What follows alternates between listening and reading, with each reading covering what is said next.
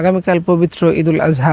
আর এই পবিত্র ঈদুল আজহার দিনে আমাদের সমাজের কিছু মানুষ অত্যন্ত গর্হিত একটা কাজ করে থাকে। কাজটা হচ্ছে যে ঈদের দিন তারা মানুষের যারা কুরবানি দেয় তাদের বাসা থেকে তাদের কুরবানির যে গোশত তার 3 ভাগের 1 ভাগ সংগ্রহ করে এবং সেটা গরিব মিসকিনদের মাঝে বন্টন করে। তো এই কাজটা যদিও বাহ্যিকভাবে খুব ভালো দেখা যায় বা একটা জনকল্যাণমূলক কাজ দেখা যায়, কিন্তু প্রকৃতপক্ষে এটা একটা ঘৃণিত এবং নিন্দিত কাজ। ইসলামী শরিয়াতে এটার কোনো বৈধতা নেই।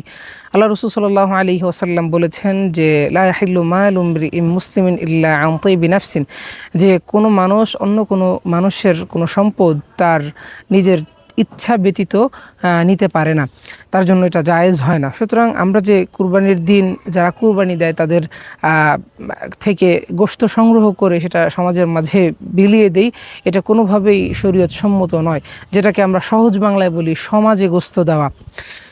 তো এই যে বন্টনের যে নীতিটা, এটার ব্যাপারে শরীয়তের কথা কি? আল্লাহ তাআলা কোরআনে পাকের মধ্যে বলেন ওয়া আতঈমুল বাঈসাল ফাকির, যে ব্যক্তি কুরবানি দিবে তার এই গোশতের সম্পূর্ণ গোশতের 3 ভাগের 1 ভাগ সে দান করবে গরিবদেরকে, আরেক ভাগ তার আত্মীয় স্বজনদেরকে দিবে এবং আরেক ভাগ সে নিজে ভক্ষণ করবে। সুতরাং এটা হচ্ছে শরীয়তের পক্ষ থেকে দিক নির্দেশনা কুরবানির গোশতের ক্ষেত্রে। আমরা যেটা আমাদের সমাজে করে থাকি যে গোশত সংগ্রহ করে সেটাকে আমরা বিলিয়ে দেই মানুষের মাঝে, সমাজের থেকে যে জিনিসটা করা হয়ে থাকে এটা কোনোভাবেই বৈধ না। এই কাজ থেকে অবশ্যই বিরত থাকতে হবে আমাদেরকে। আল্লাহ তাআলা আমাদেরকে তৌফিক দান করুক, আমিন।